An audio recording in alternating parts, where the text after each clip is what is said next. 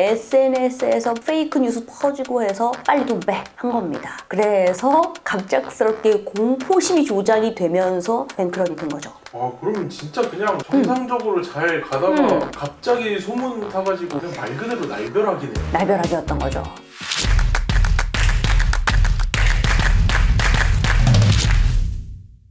오늘 주제는요, 무려 40년 동안 영업을 해오던 미국의 16위권 은행 실리콘밸리 은행이 파산했습니다. 은행이요? 네. 그래서 지금 이 사건에 대해서 제가 요거를 찍는 당시 지금 한 이틀 전 소식이다 보니까 너무 핫 이슈라서 갖고 왔거든요. 근데 실리콘밸리 하면은 미국의 스타트업, 정말 기술 기업이 폭발적으로 성장하는 그곳인데 이 투자 생태계에 깊숙이 들어왔던 은행, 실리콘밸리 은행이 48시간 만에 파산해버렸어요. 그래서 도대체 어떤 사건이 있었기에 뱅크런이 일어나고 뭐 48시간 안에 이렇게 빨리 문을 닫는가 해서 좀 조사를 해봤거든요. 근데 실리콘밸리 은행 하면은 정말 스타트업의 대표, 자본가들의 돈들이 모여있는 곳입니다. 그런데 여기에서요, 실리콘밸리가 최근에 고객 인출이 좀 많았거든요. 그래서 갑작스럽게 뱅크런까지는 아니었고 뭐 좀 인출이 많았는데 여기에 대응하기 위해서 그럼 우리가 가지고 있던 채권을 팔아서 돈을 마련해야겠다라고 해서 채권을 팔았는데 이 채권 파는데 손실이 있었어요. 한 2조 4천억이었거든요. 그랬더니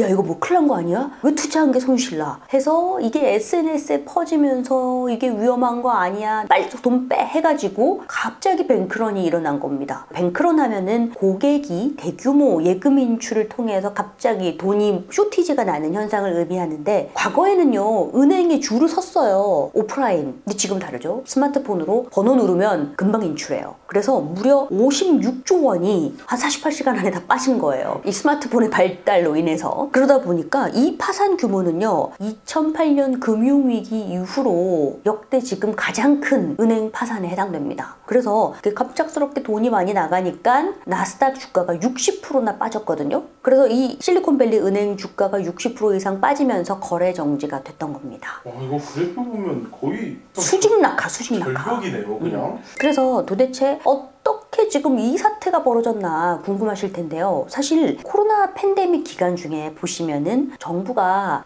이거 유동성을 공급해 줘야겠다. 사람들이 이제 코로나에 나가지 못하고 하니까 자금 안정을 위해서 뭔가 좀 금융 완화 정책을 해야겠다. 시중에 돈이 많이 풀렸어요. 아시겠지만 이 돈은 가상화폐, NFT, 부동산 여기저기 다 흘러갔는데 마찬가지로 스타트업에도 유동성이 공급됩니다. 정말 많은 스타트업들이 이때 급격히 성장하기도 했죠. 그러다 보니까 이 많은 넘쳐나는 유동성 실리콘밸리 은행에 들어갑니다.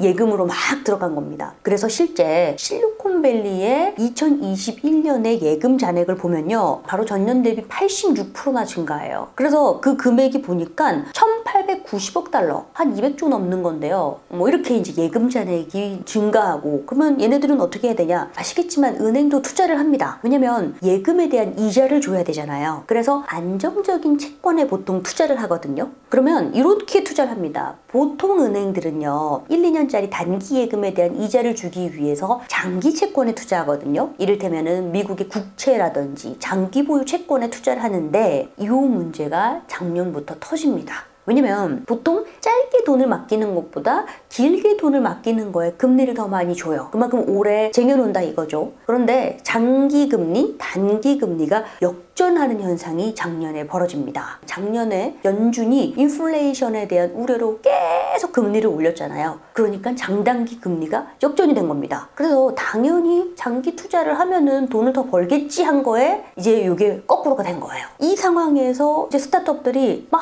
금리 올라가니까 야, 이거 고금리 인플레이션 돈 좀 빨리 빼야겠다라고 해서 고객들의 예금 인출이 있었고, 요거를 대응하기 위해서 실리콘밸리 은행이 갖고 있던 장기 국채를 판 거예요. 근데 알겠지만 장단기 금리 역전을 했잖아요. 그러니까 불가피하게 손실이 됐던 겁니다. 근데 이게 야, 뭐야, 왜 손실 났어? 지금 큰일 난 거 아니야? 얘네 지금 증자도 하려고 했는데 증자도 안 됐대. 얘네 지금 뭔가 유동성 문제 있는 것 같아 라고 해서 SNS에서 퍼지고 페이크 뉴스 퍼지고 해서 빨리 돈 빼 한 겁니다. 그래서 갑작스럽게 공포심이 조장이 되면서 뱅크런이 된 거죠. 아, 그럼 진짜 그냥 정상적으로 잘 가다가 갑자기 소문 타가지고 그냥 말 그대로 날벼락이네요. 날벼락이었던 거죠. 그래서 여기와 관련해서 마케터의 시각에서 좀 정리를 보면요. 첫 번째는요. 예금자 보호와 관련된 얘기를 하고 싶어요. 우리나라 같은 경우에는 은행에 돈을 맡겼을 때 개인당 5천만 원까지 예금자 보호가 되거든요. 근데 미국은 한 3억까지 됩니다. 25만 불. 근데 실리콘밸리 은행에서의 문제는 원래 인당 3억 정도까지 보호가 되잖아요. 근데 그 3억을 초과하는 자금이 대부분이었다. 그래서 보니까 얘네 은행 예치금 1754억 달러 중에서 한 86%에 해당하는 1515억 달러는 이미 예금자 보호를 넘어서는 애들. 그리고 잘못하면은 이거 다 날린다는 뜻이에요. 근데 실리콘밸리 안에 있는 스타트업들은 이 생태계가 아시겠지만 우리는 월급인데 얘네 주급제예요. 그러면 돈이 묶이면 주급을 못 받는다. 스타트업 경영이 안 된다라는 겁니다. 이 실리콘밸리 은행은 이뿐만이 아니에요. 알고 보니까 글로벌로 짱짱하게 퍼져나갔었어요. 중국, 캐나다, 인도, 영국, 이스라엘도 있었어요. 그래서 글로벌 지사로도 뻗어나가다 보니까 와, 이거 이번의 사태 전 세계적인 스타트업계에도 영향을 미치는 게 아니야 라는 리스크가 터져나왔던 거죠. 근데 이와 관련해서 이번에 참 다행스러운 게 3월 10일에 사태가 터지고 이틀 뒤에 미국 정부에서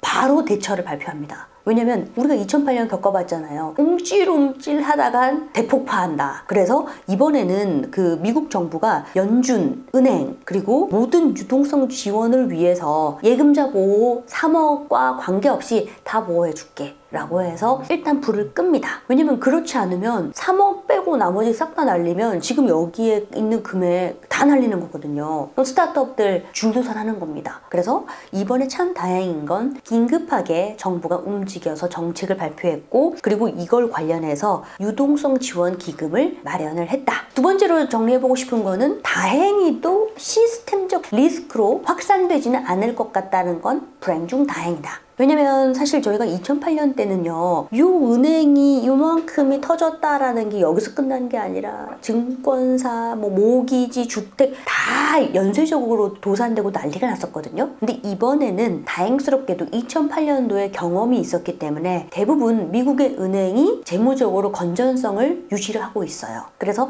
요만큼 터져서 이 터진 게 쫄쫄쫄쫄 가는 게 아니라 오케이, 이거 터졌어, 막아 해서 줄도산 리스크는 좀 낮을 것 같다라는 게 시장의 평가입니다. 그리고 하나 또 지적하고 싶은 거는요, 우리가 너무 IT가 급격히 발전하다 보니까 과거에는 이런 리스크가 있었을 때 대처할 수 있는 시간이 있었는데 이제 스마트폰으로 번호 누르고 안면 인식하면 돈부터 나가요. 그러니까 우리가 어떤 리스크를 맞이했을 때 이게 퍼지는 속도가 걷잡을 수 없다. 그리고 이 요인에 SNS도 한몫을 하고 있습니다. 왜냐면 SNS가 공포심을 조장하는 데에 더 나아가서 가짜 뉴스까지 만들다 보니까 이게 이렇게 고조가 되는 겁니다. 근데 이렇게 고조됐는데 마침 스마트폰 기술까지도 고도화되다 보니까 클릭 한 번에 모든 게 일사천리로 된다? 그러면 리스크가 이 행동까지 옮겨가는 게 너무 짧다 보니까 뭔가 대처할 만한 여유가 없어요. 그래서 지금 이 사태는 48시간 안에 56조가 빠졌다는 거는요, 조금 우리가 막 길에 서서 이렇게 뱅크런하고 이런 거 없이 됐다는 점에 있어서 향후에 유사한 사태가 발생했을 때 어떻게 처리를 해야 되나, 리스크 관리 어떻게 해야 되나를 다시 한번 생각하게 되는 그런 계기가 되는 뉴스인지 아닌가라는 생각이 듭니다. 그래서 오늘 준비한 콘텐츠는 여기까지고요. 오늘 콘텐츠가 마음에 드셨다면 구독, 좋아요, 알림, 그리고 여러분들 원하는 주제 댓글로 남겨주시기 바랍니다. 끝! 다음 시간에는요, 꿀잠을 자고 싶은 현대인들을 위한 스타트업 슬립테크가 뜨고 있다라는 주제로 이야기를 해보겠습니다.